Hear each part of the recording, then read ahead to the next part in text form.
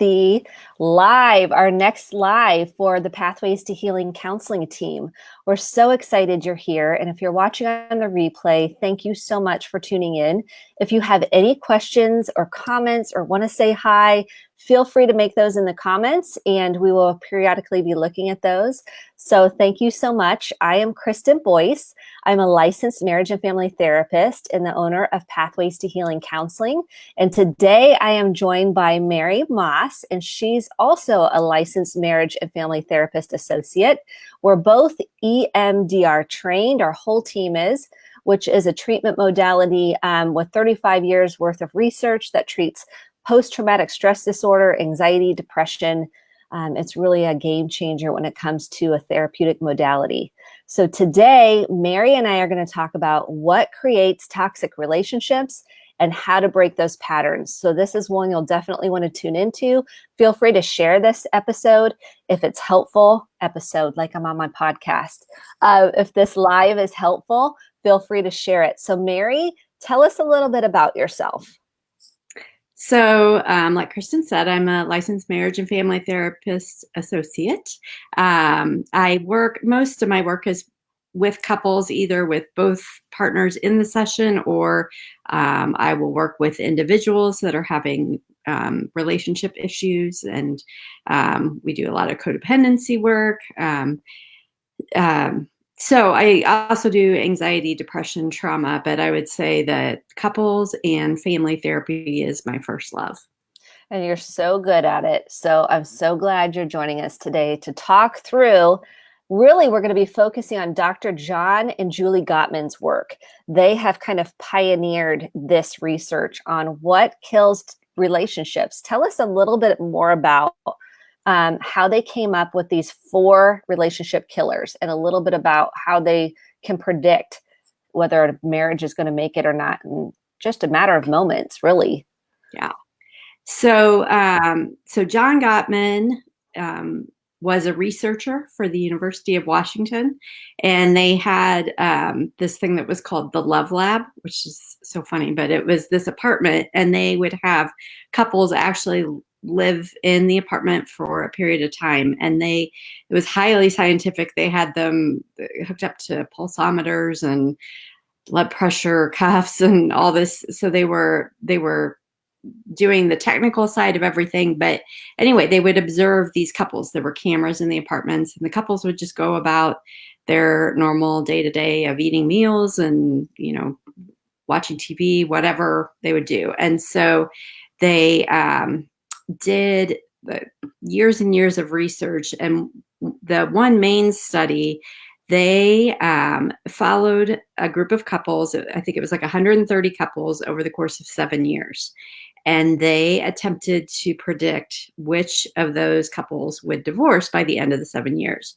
And they claimed that they would be able to watch these couples for 15 minutes and be able to determine this. And this, in the study, there were 15 couples that they said out of the 130, they said these 15 are probably going to get divorced. And it turned out those 15 did get divorced, and then plus 2 more. So it was like a 98% success study. But out of that is where we got what's called they called them the 4 horsemen of the apocalypse, because they said this was like lethal things to a marriage. So you'll see they primarily center around conflict. And so it's not that conflict or arguing is bad. In fact, it's very healthy to have conflict and to be able to, work through these things. And then even these 4 horsemen, if you, as you're listening, if you're like, oh no, I have all 4 of these, again, it doesn't mean that you are headed for divorce, but there are things that could lead that way, and especially certain ones. And so there are things to be keeping an eye on. And we're going to give you, as we talk here, we're going to also talk about what to replace these 4 with. So the first one, if you're ready. Yeah, just jump on in. So the first one is criticism. And that one, so there's always going to be, you're always going to have complaints about your partner. Oh, and I should preface all this. We're going to be talking, Kristen and I, we do a lot of couples therapy, right? So we tend to talk a lot about couples, but this applies. I know I use this stuff with my kids, with friendships, with, other family members. These are things that apply in really any relationship, but it tends to get more intense in a romantic relationship because there's just a lot at stake there. So anyway, so back to criticism. So we can have complaints, but criticism is when we get more global. Instead of a complaint would be very specific. Like I know that lots of people are dealing with different circumstances right now with everybody being home and working from home and doing e-learning from home. So a timely example of criticism or a complaint could be, I feel like you are not helping me with our child's e-learning. I feel like I'm the one that keeps having to stop my work to help them. And I need you to help me. I need you to also pitch in and help with this.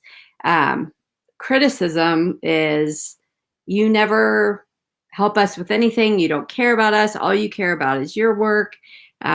Criticism, you'll hear always, never. You'll hear character attacks. So hopefully you can kind of see the difference there. An antidote for criticism, again, making sure you're doing a complaint rather than criticism. But also, John Gottman coined the term softened startup. So when you're leading in, when you have a topic like that, so say, for instance, you do need to talk to your spouse about, the e-learning situation, leading in with an I feel statement, or we talk sometimes about Brene Brown has a great phrase, the story I'm telling myself. That applies a lot of times when, for instance, if your partner has been on edge and you feel like they're mad at you. So instead of, saying, what's your problem? Jumping into it that way, the softened startup would be, the story I'm telling myself. The story I'm telling myself right now is that you're mad at me. Is that correct? Or is there something else going on for you? Yes, I love this because I feel like what we teach couples all the time, which most parents, when they grew up, we didn't talk about feelings. So it's like a foreign territory. So the I feel with a feeling in there, and we teach the 7 core emotions. And those are based on neuroscience. And those are anger, which can also be masked as a secondary emotion, sadness, fear. This one most people don't know about is disgust, and they have a hard time saying they're disgusted. And so that one can take a little bit of time to connect with. Then we have joy, excitement, and sexual excitement. And so there's the movie Inside Out. They obviously didn't, it's a Disney movie. They didn't go down the sexual excitement route. And when we communicate, we're used to saying a judgment or a statement rather than a feeling. So I feel sad because I would love, us to connect more. And I feel like you're preoccupied. And the story I'm making up is you don't really like to be with me. So I like putting that core emotion in. It's hard. It makes us do some internal work to go, what am I feeling? That's a deeper process. And so that it helps you to kind of pause, take a breath, connect. What am I feeling to get to the I feel statements? So I think that's a really good one because the criticism can come from a shame voice, which is I'm not enough in our head. And we can project that or put that onto somebody else. That's why I love the story I'm making up is, or the story in my head is, because it can start breaking up that shame voice that might be coming off as a critical voice. Yes. I really encourage my couples and this works especially well when I'm working with an individual that is having, because a lot of times people come to therapy because, of course, the other person is the problem and they're coming to get help with that. But I encourage people to, like you said, take that time to process, what am I feeling? And when you've done that for yourself, then you're able to, enter in and present it as complaint rather than criticism. You're able to share, what I'm feeling, what I need from you. Um, you've worked it out instead of just projecting it out onto the other person. Exactly. And I think that's helpful to give a structure to when you want to criticize, to use an I feel instead. So it's like noticing when you want that, because it's a knee jerk kind of reaction that we have. And sometimes a conditioned reaction, because that's what we saw our parents do. Or perhaps that's how we've learned to try to get our needs met. And it doesn't work. So it ends up sabotaging the relationship. Yes. Yeah. I like this definition on criticism. So there's a quote here. Criticism is like offering a negative opinion of someone because they didn't meet an expectation. Yeah. An example would be telling your partner you're an idiot because they couldn't find their car keys. And that's from Dr. Eric Williams. He's a therapist that's his quote.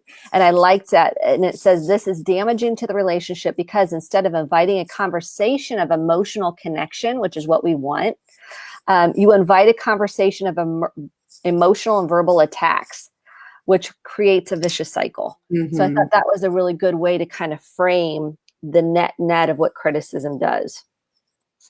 Yep. It creates such disconnection and people build walls. You'll hear people say, I have a wall up.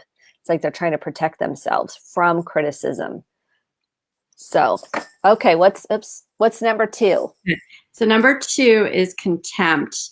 This, just a side note, this was the number 1 thing that they said led to divorce. I will say a lot of times when couples come into therapy, one or both of them tends to be at this place. And so contempt it's basically just a level of disrespect for the other person. It's some of the signs are just like eye rolling or rudeness or the insults. It's just you pick up on it right away when somebody's talking to another person that you can just tell they don't have respect for them. They're belittling them. And you were talking about the core emotions, and I think you're spot on that people don't like to talk about disgust, but disgust and contempt, I think, go hand in hand. And I really work with people to try to get at, okay, this seems like it's disgust. Are you feeling disgust? And when they're willing to own that and then look at, what is it that, is leading to me feeling this disgust, and then kind of break that down. Sometimes I'll find that underneath the contempt is a lot of unforgiveness. It's a sign for me that we need to go do some digging as to what's happened earlier in the relationship, because things as they build up over the years, then that leads to contempt. So the antidote that the Gottmans give for contempt is gratitude. And so we tend to have a negative list going of our partner's faults and things that have happened in the past. We're pretty quick to bring those to mind. But the gratitude and like kind of a positive list about our partner, it helps to buffer that, helps to just change our thinking a little bit. But I will say, so that's a great practice and definitely one I would recommend. But I also feel like for the contempt part, there needs to be some digging as to, what are my core emotions in this relationship, and what are there things that we need to work through that I'm not forgiving my partner for? Maybe we need to dive a little bit deeper and work through those things. because I mean, who likes conflict? But if we keep avoiding conflict, or if we're not handling our conflict well, it builds up over the years. And so to work through this contempt part, it is a little bit deeper digging, I think. Yeah, I think it is too. And I think the amount of toxicity with contempt, and there can be a superiority with Yeah. contempt as a way of self-protection and protecting ego from hurt, blame, shame, and judgment. And so contempt can be it is the number one predictor of divorce. So when we see it in our office, we see it pretty quickly, typically. It'll come pretty quickly. And I think the superiority piece is to say, this is how I've kind of handled it my whole life. I've puffed up. I've name called to try to gain control and power, because people that have a lot of contempt don't want to feel controlled. So they become the controller, and they do it in ways that was done to them. And so they repeat patterns.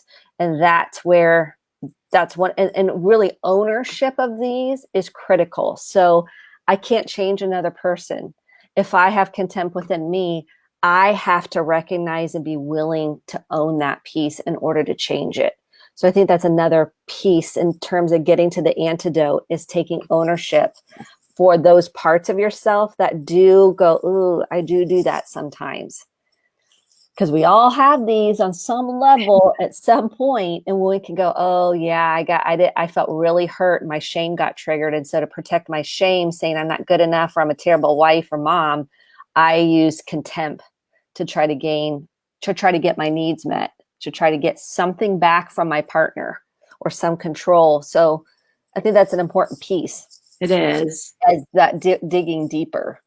Yeah. And I think as humans, we tend to, the things that we see positive about ourselves, and there's that shame piece, but we kind of puff up the positive to ward against the shame, and then we minimize our negative. But then when we look at the other person, their positive seems so small and the negative seems glaring, and we compare, and they come out looking worse than we do. And that's where that superiority comes in.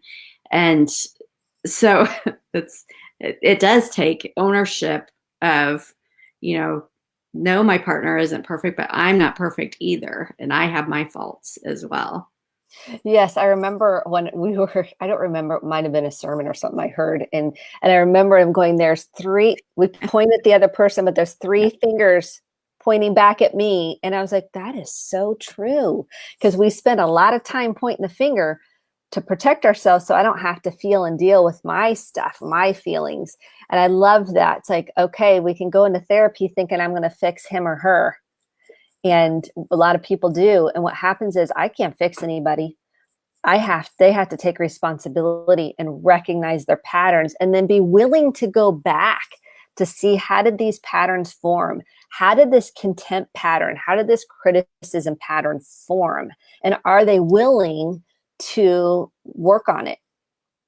Because if someone's like, yeah, no, I'm not, because the payoff for them is too great, then there's not a whole lot we can do in therapy until they're willing to acknowledge that piece. And that can take a while. Sometimes it's hard for us to acknowledge our own part in conflict, because we want to protect ourselves. Yeah.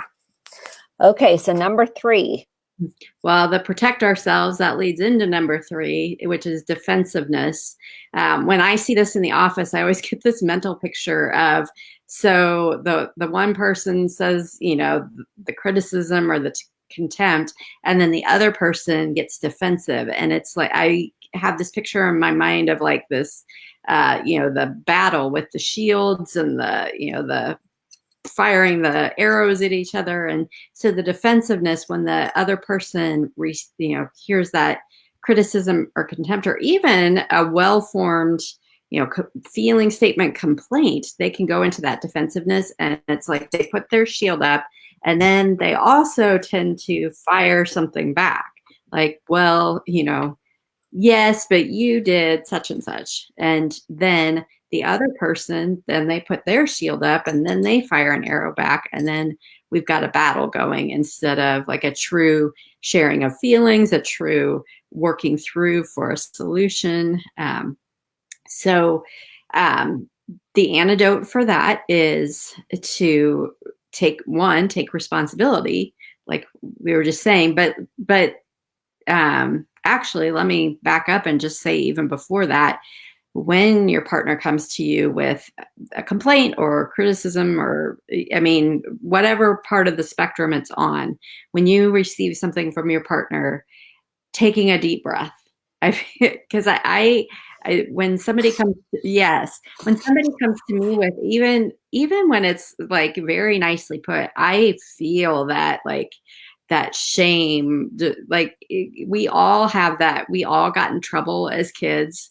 We all, we have those memories of getting caught at something, or, getting caught telling a lie, or, whatever, it was we got in trouble for. And so there's some bodily response when somebody comes to us. And so noticing that and breathing and, just self-soothing, so that then we're able to, I always say we want to respond rather than react.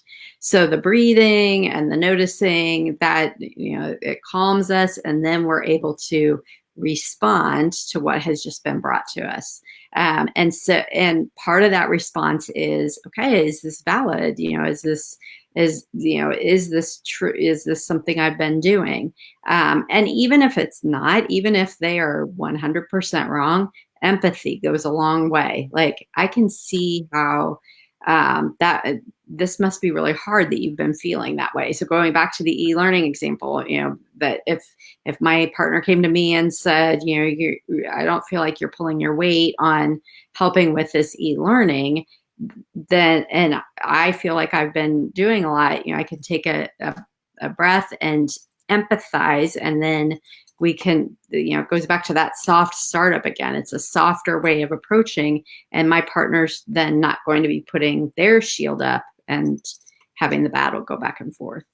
Yeah, this actually happened in our home where, so I think this is a great example because in terms of like needing help with e-learning, and, I'm up here doing one-on-one teletherapy.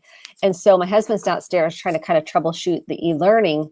And what I realized is I went out of the gate. He didn't say you, because when we start with a you, you're going to get defenses. So we have to watch the yous. You always, you never. And I feel overwhelmed. I feel stressed. I feel that might be how you start it. Or I feel afraid. I can't do it all. So he came down. I could see the look on his face. And I said, it's been a lot, hasn't it? It's been a big day. He goes, yeah, it's really hard to do my job. And sometimes, and the girls are fairly self-sufficient, but and do the e-learning. I go, oh, I can totally understand that, because we rotate, like some days, are my days and some days are his days. And I go, I totally understand that. That is super hard and stressful. And I'm so glad you told me that, because this isn't easy. And it's okay to have your feelings, and that makes sense. So that was my response, but I could feel my shame going, yeah, you shouldn't be up there doing that. You should be doing the e-learning, but there's no way I could do that. I can't do two things at once, but I could hear the shame voice immediately come up and say, I'm a bad wife. I'm a bad mom. I should be doing more. And like you said, I had to breathe through that, because what we'll see in our office a lot of times, I feel like this is a pattern, is someone will say, I would really like to spend more time with you, and you're on your phone a lot. And they'll go, well, you're on your phone at night. You're in the bed on Facebook all night. Instead of hearing the other person, they have a hard time because that defenses get kicked up. Yes. And so that tit for tat is immediately a sign that you're in defense. If you want to sling the arrow the other way, like you said, you got to take a breath, like you said, because otherwise you're going to go into like sibling mode, where it's like, well, you did this, well, you did that, you did this. And we go under a road to nowhere. Exactly. We go on a road to nowhere. And so that leading with empathy is super hard sometimes when we're highly triggered or we're in a lot of shame. And so you have to, before you pass go or collect $200, don't say anything out your mouth. Because if I'm flipped, this is fight, flight, or freeze in the brain model from Dr. Dan Siegel. If I'm flipped, chances are you're going to get flipped back, which means fight, flight, or freeze back. If I'm regulated and I approach my husband, my spouse, my partner, my kid regulated, they may stay like this for a while, but the goal is to eventually be both self-regulated, both calm ourselves. But defensiveness is, we're in fight, flight, or freeze. Right. And we're not going to go anywhere when we're here. So it's like, put my oxygen mask on. First, breathe. And this is super hard because my shame wants to tell me I'm terrible. And when I can self-soothe through that, then I can say the story I'm making up, and which I did. I said, the story I'm making up is you think I'm not pulling and I'm not doing anything. And I'm up there eating bonbons. I mean, I'm not, making this up, but that I'm not contributing. And he's like, well, no, it's just really hard. And so then I was able to bring that shame story to the light, but it was up to me to mitigate the shame story, not him. So this is where we get, I think we get into codependency, where I told them this and then they didn't understand. They didn't validate me. I'm like, yeah, because you validate you. You validate you. That's icing on the cake if they understand. But what we do is we put all of that responsibility on our partner, and it creates codependency, because if they validate me, then I'm okay. I can't be okay because I did that. I have to wait until they validate me. Now, he responded appropriately, which was nice. It doesn't always happen for couples, right? He said, yeah, I can see that too. So we were able to acknowledge each other's feelings. That's from doing the work, because we both have done so much work.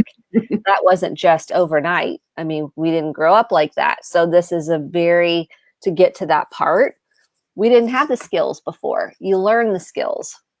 Yeah. So give yourself some grace to say, oh, I didn't know that before. I'm willing to learn. Mm-hmm. Yeah.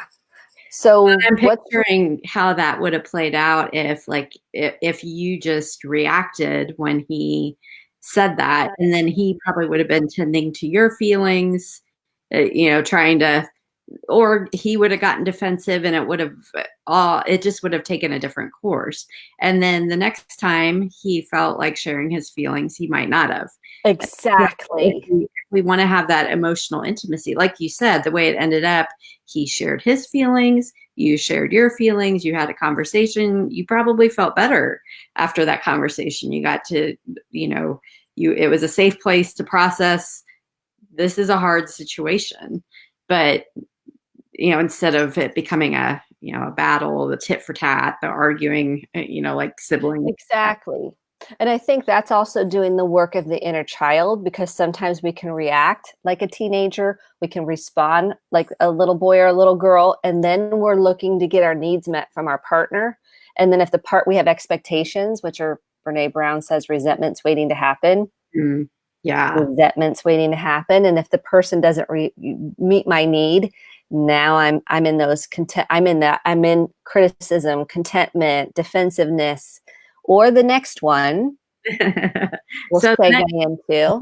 So the next one is stonewalling, and that tends to come as a result of these other three going on for a long time. Sometimes you'll have a partner that comes in and does this right away if they've had a background of a lot of conflict in the home. They will, when conflict arises, they'll just shut down. So stonewalling is just kind of like what you think of putting a wall up.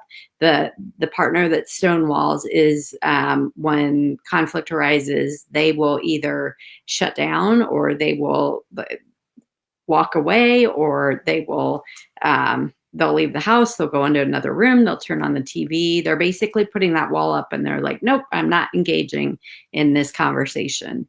And so the antidote for that, usually when that's happening again, this keeps coming back to emotions, right? So the partner that is doing the stonewalling, I would encourage them to, again, breathe and notice, what is the emotion that I'm feeling right now? Am I feeling fear right now? Am I feeling anger, sadness? What's the emotion? Sometimes it is for somebody that stonewalls, sometimes the situation is overwhelming and they need some time before they can engage properly in the conversation. And so when I have couples where one of them stonewalls, because a lot of times you'll see this as a pattern, like we talk about attack, withdraw. The withdrawer is somebody that's stonewalling. So I will say you can take a break from the conversation, but in order to help your partner, I would encourage you to set a time that when you're going to revisit this. So say it's coming up and you're trying to get dinner on the table and it's this heated discussion comes up. You can ask your partner to table it and then discuss it later before bedtime or the next morning. I encourage it to be within the next 24 hours because otherwise things get, kind of shoved under the rug and we don't get back to it. But set a time when you can sit down and address the issue. Yeah, and I find that couples that want to have these discussions at 2 a.m., bad idea. Yeah. Bad idea. Yeah, or they've been drinking. To put it off till the morning. Yeah, or they've been drinking and they have, even if one glass of wine doesn't matter, because what happens is that takes that prefrontal cortex offline. This is the CEO of the brain. This is the rational. This helps us pause before something comes out of our mouth. This helps us kind of filter and center and remain calm. And when we drink, people think, well, I'm more relaxed. I'm like, and your filter's gone. You're like the horse that was let out of the gate, and you can't manage then what you can't manage that shame. You can't manage your reactivity. You're starting to just get so dysregulated. So I always tell couples, watch the alcohol intake when you're having these discussions, because that means that needs to be tabled. So putting yourself to bed and saying, you know what? I really think we probably need to go. I need to go to bed. I feel sad that we're still here, and I feel like we're going to be in a better space tomorrow. And I understand that might leave you feeling kind of anxious, and we will revisit it tomorrow. Because having 2 a.m. conversations, I could predict majority of the time does not go well with couples. Yeah. And the drinking. Those are the two that I've noticed are really, and when we have high stress, so if we're in the middle of a moving or a job change, a job loss, grief can dysregulate, can disrupt that. So we've got to be really mindful about what else is going on when we have these conversations. And there's a lot of those kinds of things going on right now with job loss or job stress or losing a loved one. Yeah. Grief about the situation that we're in right now. And so, being mindful of those things. Yeah, because we're really heightened. And here's what I'm noticing too, as we're heightened with couples and they might have differences in how they feel about, social distancing and things along those lines, is take a deep breath, write it out. Sometimes I'm telling couples now that are in quarantine to write them a letter. Don't give them the first draft. Okay. That's going to be the draft where you let it rip, and you're not going to give them that draft. You can shred that draft. Write it out using acknowledgement first. So we acknowledge what the person, the things that you love about the person. And this may be hard if you're in a very hard situation. And then the second part is what I feel. So I feel sad. I feel scared. And then the story I'm making up is, and then what you really want out of the relationship is connection, and to acknowledge each other's feelings, or spend, quality time together, which might be looking like you're going in the car ride for 5 minutes. I mean, this is where we're at. Mm-hmm. But sometimes writing it out now, because the kids are around all the time, is what I'm recommending. Yeah. So then there's space to process it. And then when the kids go to bed, we can come together, or in the early morning. But I think right now it's hard to have conversations. Yeah, that's a good point. Yeah, I've had couples that have had success with like email. Again, like you said, not firing off that first draft, but putting together, they've done that because they can organize their thoughts a little bit better. But your point about kids being around all the time, that's really good to have an alternative plan. Yeah. And the other thing I noticed is, don't say the first thing that you think. Please Oh, don't. So and this is a rule for myself, PS. Like, I can hear the voice, I can see the thing, and that's criticism, contempt, I mean, all defensiveness, stonewalling. I go, don't do it. Don't say the first thing, whether it's to my kids, to my husband, whatever. And don't even say the second thing sometimes. Like, let's do it 3 times. Let's do it where I'm breathing 5 breaths, and let me see how my mind might be more clear to be able to access the tools. So that first thing you want to say out of the mouth usually is not the thing to say with couples. yeah. Because they're usually slinging. Like you said, the arrows, they're slinging on that first thing. And we have to be grown-ups. And this is the other thing I'm noticing. We're having to be grown-ups in quarantine. And we're like, can somebody take care of me? Like, I'm taking care of all these kids. Yeah. I'm working. I'm doing the house stuff. I'm cooking. I'm cleaning. Can somebody take care of me? And so our inner child is really getting activated because we're meeting other people's needs. And we've got to take time to do our own work and be nurturing to ourselves. Self-care. Really hard to do right now. Yeah. And then we project that onto the partner and like, well, you're not doing anything for me. You're not meeting my love language. And there's the danger zone. We're starting to already go into the 4 apocalypse at that point. Yeah. We're not using the I feel scared, I feel sad statements, or the story I'm making up is. We've lost that, and we're going into kind of attack mode. So we're kind of creating some boundaries on, how to navigate these, because they will come up. Yeah. And I would encourage everyone to identify the one that you most likely go to. For some it's and usually the one that, let's say it's stonewalling for a couple where they just shut down, and then the other one is criticism because they're trying to get the other person to not shut down. Yeah.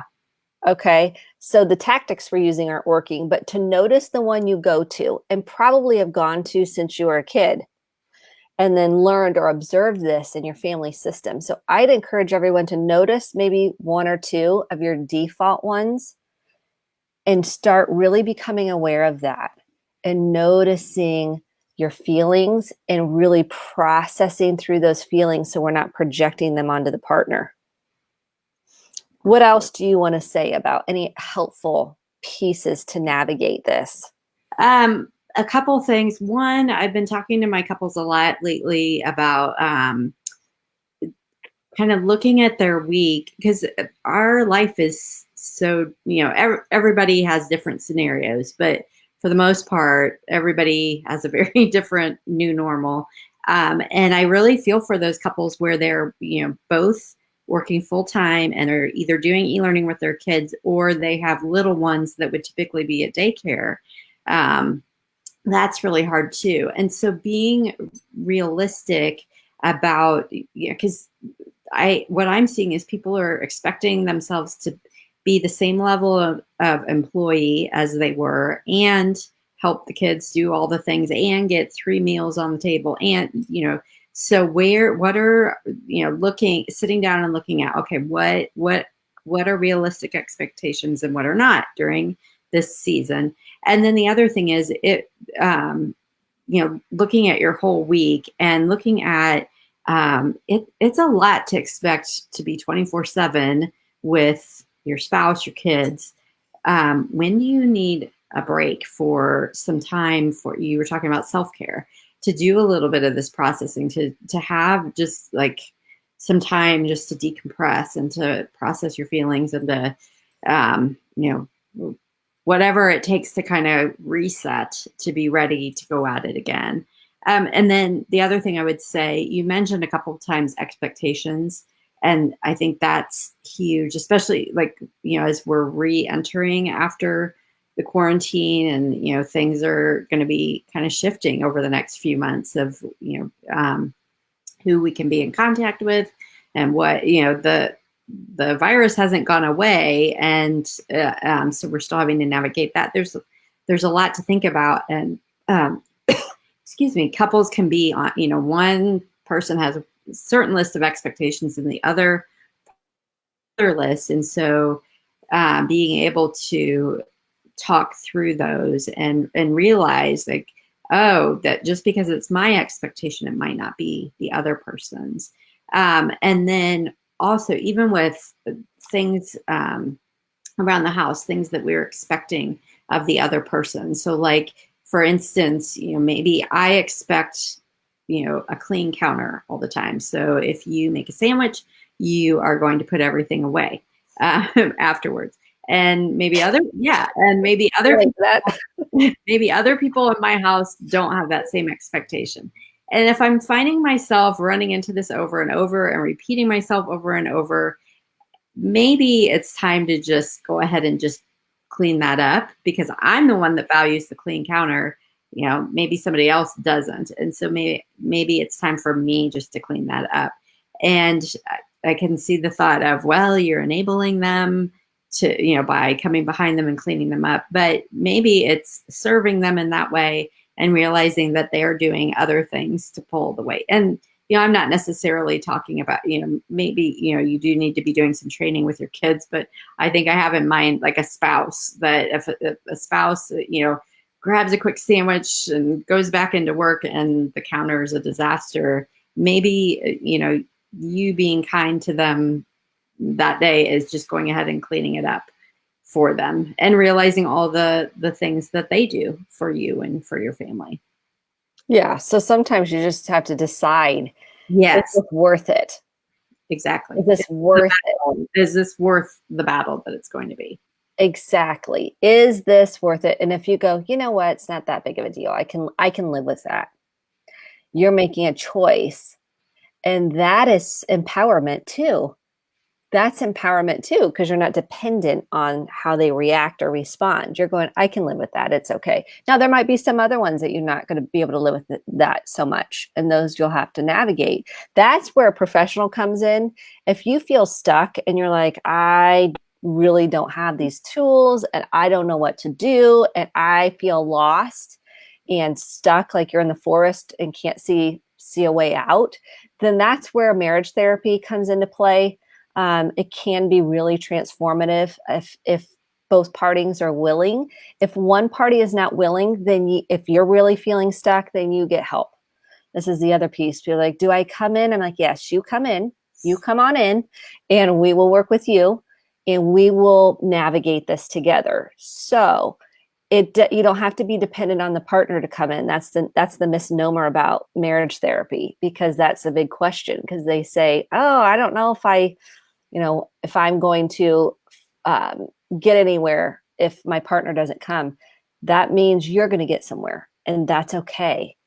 So that's where professionals come in.